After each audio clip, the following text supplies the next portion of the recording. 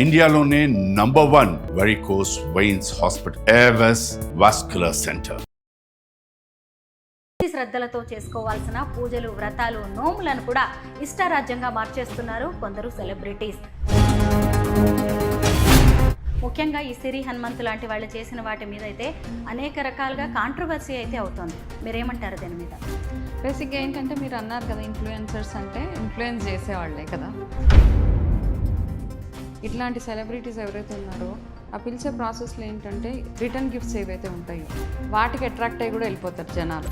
పైగా ఆ celebrities, influencers వీడియోస్లో మనం కూడా కనిపించవచ్చు. మన సాంప్రదాయంగా ఏదైతే మనం రిచువల్స్ అంటాం అవి ఫాలో అవ్వడం పక్కన పడేసి. అందరికీ నమస్కారం, నేను Swarupa Putlapalli. Welcome to Suman TV. శ్రావణ మాసం అనగానే మహిళలకి ఎంతో సంతోషంగా, ఆనందంగా అనిపిస్తుంది.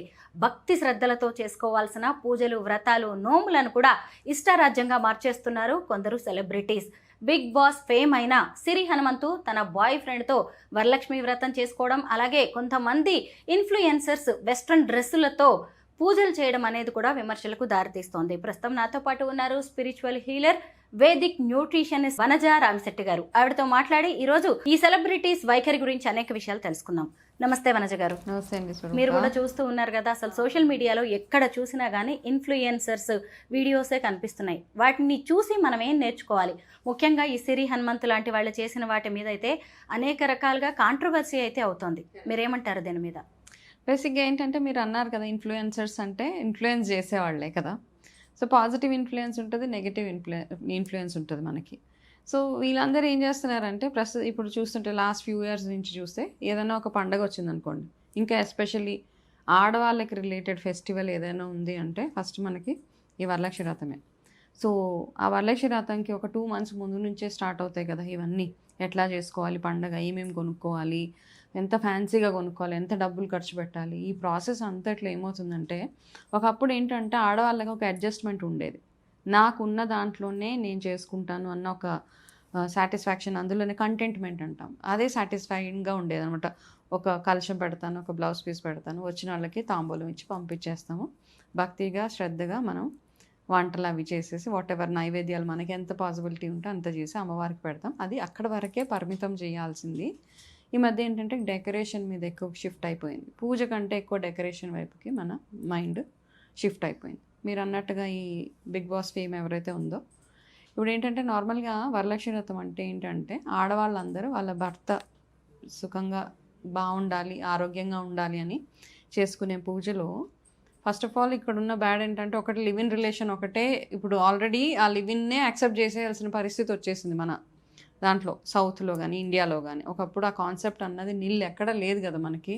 చాలా తప్పు. ఒకప్పుడు లవ్ మ్యారేజ్ చేసుకుంటున్నాము అని చెప్పడానికి పెద్ద పెద్ద పెద్ద పెద్ద గొడవలు అయిపోయాయి, పెద్ద పెద్ద ఇష్యూస్ అయిపోయాయి, పరువు హత్యలు అంటారు. ఏంటి ఈ మధ్య చూసే పరువు హత్యలు ఏంటంటే జనరల్గా మనకు అక్కడక్కడ బయటకు వస్తున్నాయి తప్పిస్తే ఒకప్పుడు ఇంత ఈ మీడియా లేదు కాబట్టి ఏం తెలిసేది కాదు మనకి.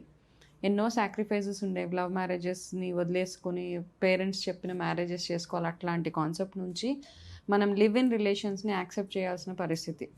సరే లివ్ ఇన్ ఓకే, అది అయిపోయిన తర్వాత ఇప్పుడు రీసెంట్గా చూసిన వస్త్రధారణ దగ్గర నుంచి ఏదైనా పూజ అంటే మనం ఎలా తయారవుతున్నాం, ఎలా పూజ చేసుకుంటాం అంటే మన సాంప్రదాయాన్ని ఎంత ముందుకు తీసుకెళ్తున్నాం అని చెప్పేవే ఈ పూజలు కానీ, హోమాలు కానీ, వ్రతాలు, నోములు ఇవన్నిటికీ మైనస్ పెట్టేసి ఓన్లీ నేను ఎలివేట్ అవ్వాలి, నేను హైలైట్ అవ్వాలి, నేను అక్కడ ఎక్స్పోజ్ అయిపోవాలి, నేను ఎక్స్పోజ్ చేసేయాలి అన్న కాన్సెప్ట్ తోటి ఏవైతే పూజలు ఉన్నాయో అది పూజ కింద కన్సిడరే చేయకూడదు అసలు అవన్నీ.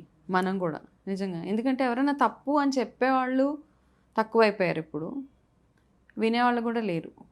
ఇంకా అంతకంటే ఎక్కువ ఎవరు వినేలాగా లేరు అనమాట. ఏదో పిలుస్తున్నారు, వెళ్తున్నాం. ఇంకా మేజర్గా ఏంటంటే ఎవరైనా పిలుస్తున్నారు అంటే ఇట్లాంటి సెలబ్రిటీస్ ఎవరైతే ఉన్నారో ఆ పిలిచే ప్రాసెస్లో ఏంటంటే రిటర్న్ గిఫ్ట్స్ ఏవైతే ఉంటాయో వాటికి అట్రాక్ట్ అయ్యి కూడా వెళ్ళిపోతారు జనాలు. అది కూడా చాలా చాలా అనమాట. వెళ్తే మనకేదో మంచి పెద్ద రిటర్న్ గిఫ్ట్ వస్తుందో, పెద్ద చీర వస్తుందో, లేకపోతే పెద్ద ఇంకొకటి ఏదో వస్తుందో అన్న కాన్సెప్ట్ తోటి అందరు వెళ్ళి యాక్సెప్ట్ చేయాల్సి వస్తుంది అంతే. పైగా ఆ సెలబ్రిటీస్, ఇన్ఫ్లుయెన్సర్స్ వీడియోస్లో మనం కూడా కనిపించవచ్చు అని, మనం కూడా కనపడవచ్చు, వెళ్ళొచ్చు, ఇవన్నీ అండి. వీటి వల్ల ఏంటంటే మన సాంప్రదాయంగా ఏదైతే మనం రిచువల్స్ అంటాం అవి ఫాలో అవ్వడం పక్కన పడేసి మనం అన్ని కొత్త కొత్త పద్ధతులు అనమాట, ఎక్కడ లేని పద్ధతులు ఇవన్నీ. ఇప్పుడైతే ఏవేవైతే లేటెస్ట్గా వస్తున్నాయో కలుషం పెట్టడం దగ్గర నుంచి పిన్ స్టెప్లర్లు కొట్టేస్తూ ఉన్నాం మనం పందిర్లకి. బేసిక్గా ఏంటంటే పూజ చేసేటప్పుడు ఇనుప సామాను ఏవైతే ఉంటాయో అవి ఎక్కడ వాడరు, స్టీలే వాడనివ్వరు. బేసిక్ పెద్దవాళ్ళ పాతకాలంలో ఏమనంటే స్టీలు అలాంటివి ఏం వాడనిచ్చేవాళ్ళు. అయితే విస్తరాకు లేదా తమలపాకులు లేదా ఇత్తడి సామాను, వెండి సామాను ఇవి వాడమని చెప్పేవాళ్ళు అనమాట. స్టీల్ ఎందుకంటే ఇనుము మనం ఏం చేస్తామంటే ఏదైనా స్టీల్ వస్తువు, ఇనుప వస్తువులు బేసిక్గా మనం శనిగ్రహంతో రిలేట్ చేస్తాం కాబట్టి అవన్నీ వాడితే మనకి మంచిది కాదు అని చెప్పి. కానీ ఈ మధ్య ఏం చేస్తామంటే ప్రతి ఒక్క విగ్రహంలో ఈ ఐరన్ ఉంటుంది, స్టాప్లర్ పిన్స్ ఉంటాయి, ప్లాస్టిక్ ఉంటుంది, దూదు ఉంటుంది, పనికిరాని పాత బట్టలన్నీ గుచ్చేసి ఇప్పుడు అమ్మవారి విగ్రహాలకి అవన్నీ చూడండి అసలు ఆ లోపల ఒకసారి కట్ చేసి చూస్తే ఏదేదో గుచ్చేస్తున్నారు. అవన్నిటిని తెచ్చి మనం పూజ చేస్తున్నాం. అమ్మవారి పూజ అంటే లక్ష్మీ స్వరూపంగా భావించే కొబ్బరికాయ పూర్ణఫలం అంతే, అక్కడ పెట్టి అది చేయడం తప్పిస్తే బేసిక్గా ఏంటంటే ఇంకొక 2 వారాలు ఉంది కదా వరలక్ష్మి వ్రతం చేసుకోవడానికి. కొంతమంది ఎవరికైతే వీలు పడలేదో ఇంకా నెక్స్ట్ 2 వీక్స్ చేసుకునే వాళ్ళు ఎవరైతే ఉన్నారో ఎన్విరాన్మెంట్ ఫ్రెండ్లీగా చేసుకోవాలి ఈ పూజలన్నీ. ఇప్పుడు వరలక్ష్మి వ్రతం అంటే వర్షాకాలం రాగానే వస్తుంది. పాతకాలంలో ఏంటంటే ఆడవాళ్ళకి ఎక్కువ ఇన్ఫెక్షన్స్ అవి వచ్చేసేవి, కాళ్ళల్లోంచి మొదలయ్యేవి, కాళ్ళు పగుళ్ళు అవి మొదలయ్యేవి. సో ఈ వరలక్ష్మి వ్రతం ప్రాసెస్లో ఏం చేస్తారు, రెగ్యులర్గా మనం కాళ్ళకి పసుపు అవి పెట్టుకోవడం, ఈ శ్రావణ మాసం అంతా మొహానికి పసుపు, ఇన్ఫెక్షన్స్, ఇన్ఫ్లమేషన్స్ ఇవన్నీ రాకుండా ఉండడానికి ఎక్కువ పసుపు యూసేజ్ ఎక్కువగా ఉండేది ఈ మంత్ మొత్తంలో అనమాట. అవన్నిటిని మనం పక్కన పెట్టేసి అసలు ఎక్కడెక్కడో లేని పద్ధతులన్నీ కొత్త వింత ఆచారాలన్నీ తీసుకొస్తుంటే ఫస్ట్ ఆఫ్ ఆల్ ఏంటంటే ఎవరో ఒకరు నో చెప్పాలి దానికి. ఏంటి ఇట్లా చేస్తున్నామమ్మా తప్పు కదా అని చెప్పేవాళ్ళు ఉండాలి.